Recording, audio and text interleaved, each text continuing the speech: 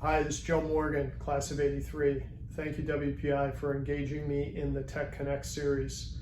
I graduated in '83 with the 3-2 program with Holy Cross. I got a chemistry degree at Holy Cross and a chemical engineering degree at WPI. Went on to get my master's in international business and marketing. So my educational foundation was very solid, and it really helped me propel my career into a variety of different leadership positions, but also in a variety of different industries around the world. So the leadership principles that I've derived from those experiences, I'll share with you today.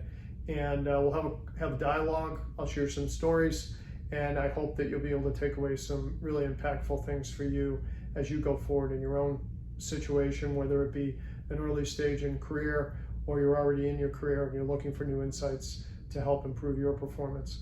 And again, leadership principles that I'll share with you are all intended to assist in driving a higher performance. With a higher degree of performance, it gives us tremendous flexibility as leaders to do things that we want to do for our people, for our communities, and to further grow and continue to evolve as organizations. So without high performance, without successful performance, it's very challenging to be able to do the things that we really want to do in business. And right now we're facing one of the most severe challenges, certainly in modern time, with COVID-19. It's global, it's unclear, it's systemic, and it does create lots of concern for many people due to its unpredictability. Obviously the impact that it's had is not going to be in just a short-term problem. It will have some tail to it. And with that, we have to be thinking about those things. So these principles will help you there as well. I live in Nashville, Tennessee, which is where I am right now, having this shooting this video in my office. So looking forward to this conversation. So first thing I want you to remember is the number 5. I like to keep things simple. So I've got five things I want to talk to you about. Then I'm going to draw a box. Within the box, I'm going to talk about 5 things. And the order of these things actually does matter. So I'm going to kind of flow this for you so that you'll have a good sense of what's going on. So around the box, though, on the top is the word communications, which is a critical thing in any business, really in life. Proper communication leads to good things. Poor communication very often leads to failure or certainly disruption. And then on the other side of the box, coming out at the bottom, satisfied people make a little bit of money and we have progress. So I want you to think about that. Now, the first thing that I'm going to talk about in terms of leadership principles is clarity. If you have a highly complex circumstance, which many businesses are, you want to boil it down, make it really simple for people to understand. So the first thing to do in leadership is to be really, really clear on what it is that you're trying to accomplish. Don't match your intellect, or don't try and demonstrate your intellect through a series of complex communications that people are not really understanding. And with regards to clarity, it's really important for you to take your message and then share it with people that you trust that will give you feedback. It's really, really important. So the first one is clarity. The second one is safety, which might seem a little weird. Why safety? Well, safety happens to be the first word in the name of my company, Safe Inspired You. And why is that? Well, I'll give you a little history of me. So my second job out of WPI was as a safety engineer. I worked in the chemical processing industry. I had a mentor, John Cox, who put me in charge of some safety training. And I learned a lot. I learned a lot about how people behave in environments, specifically in manufacturing. And while I was chartered with creating a safety program that would enable people to be safe at work, what I realized was that people needed to be heard. People needed to be clear on what was expected of them. People wanted to share their own stories. So you wanted to be open to that, which is the hearing part. People have emotions. There are things that go on in people's lives that can really impact what is happening with them, that can create a safe environment or a lack of a safe environment. So I learned that when I was probably 24 years old, and I spent a lot of time. I remember there was a guy named Billy Mulroy, and he was on a fork truck, and he said, "You ever driven a fork truck?" And I said, "No, I haven't." And of course, I'm doing this safety training program. He said, "Get up there, and I want you to run over that little piece of wood that you see there."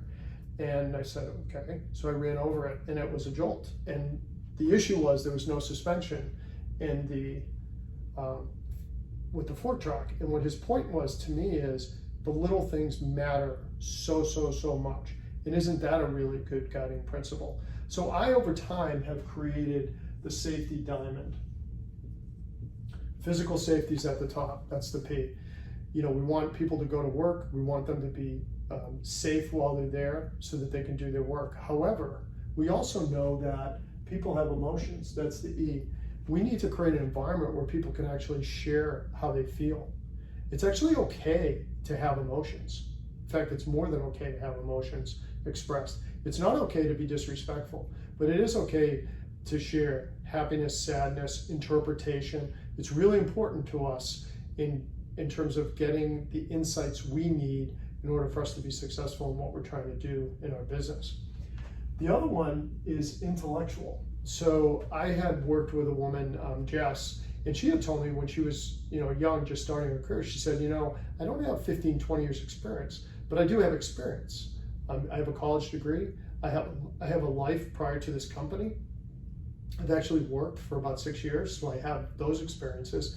I believe that even though I'm young, I have a need and an opportunity, and the company would benefit if I could share those experiences. And I agreed with her.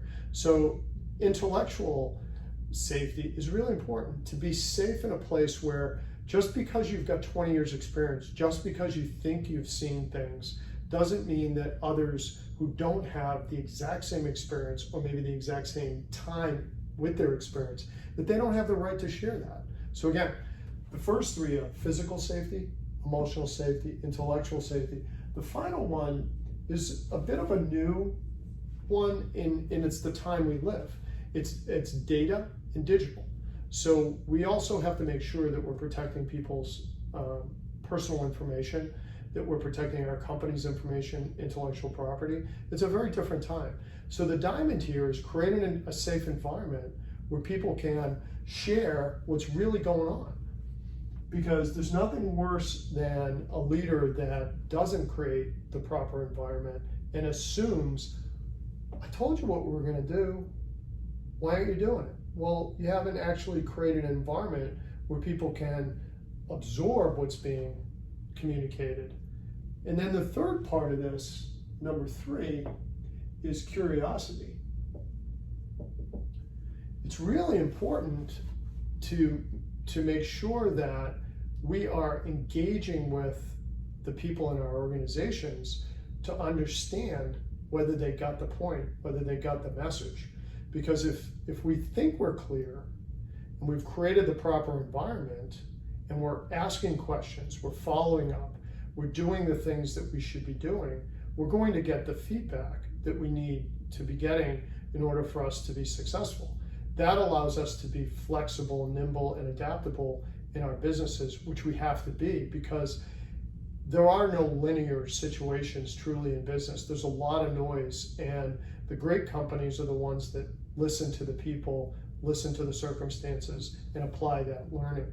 So the first 3 things that I would mention are clarity, safety, and curiosity. And I'll tell you a little story about curiosity.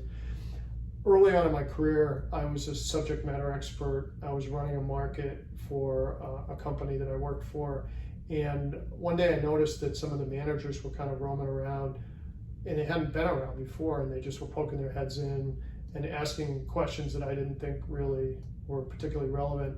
And I went to my boss and I said, "So what's going on?" And he said, "Well, we went to this management meeting, and it was suggested that we weren't visible enough. And we decided as a group that we were going to be more visible, so we decided to manage by walking around." And I told him, I said, I don't think that the purpose of that seminar was for you guys to feel good about yourself. It was really to benefit us. And I don't see any benefit in you just poking your head in my office asking questions I find it actually kind of disruptive. So what would be better is if you understood what I was doing and added value to what I'm trying to accomplish here. So I carried that with me, and what I really have adopted myself, instead of management by walking around, management by walking. So I actually ask people to walk with me. Let's go take a walk. Let's talk about stuff. Get out of your cube, get out of your office. Let's just take a walk. Sometimes that's around the parking lot. Sometimes that's down the street. Sometimes it's in a factory. Sometimes it's in an office building. Sometimes it could be even at a trade show in an unrelated industry. Just to get out of the environment we're in, to start to see things differently. And that creativity, that innovation, that ideation really can truly impact the business. So one of the things that happens a lot now is people talk about empathy quite a bit, which I find very challenging. I think to truly be empathetic requires you to be really close to seeing what other people see. Management by walking is a really good way to do that, because you get to be in a new environment, you get to be somewhat pure, you're having a common experience, and you get to see things together, and you get to talk about them. And as you talk about them, you really do learn an awful lot about people.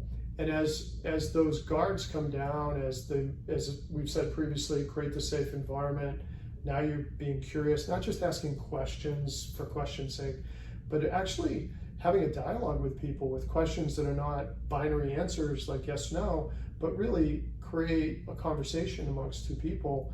It allows you to now get far better insight than you would have otherwise had. So that's another really important step in the process. The fourth one, so let's say you're clear, you kind of validate it by having created a safe environment, and you're talking to people and they're giving you feedback. Then the next part is alignment. If you do that really well, then you have a really high chance of being aligned. And for the engineers in the group, there's nothing worse than waste in a process. So you have leakage, and leakages in some businesses would be lack of alignment. And you have people working on stuff that are the wrong things, they don't really understand why they're doing it, and it's not productive, it's not optimized. So clear message, safe environment where people can share, feel good about that. Then we're curious, we're asking questions. It gets us to alignment, because if we can get people with the majority of the work they're doing aligned to the central purpose of the company, never a perfect science, but the majority of what they're doing really focused on that purpose, wow, magic happens. And then the final one, and this one is a bit of a personality trait of leaders, but it's also kind of a bring it.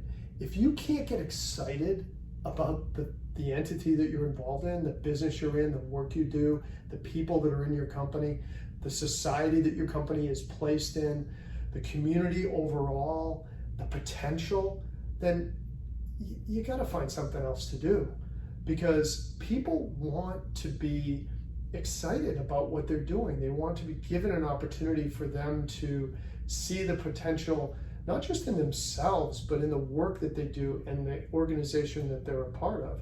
So the 5 things that are really important, and they're all connected, would be clarity, clear message, create the safe environment where people can be excellent, be their best, curious, be really, really curious, find your own way to get the answers to key questions, get connected with people.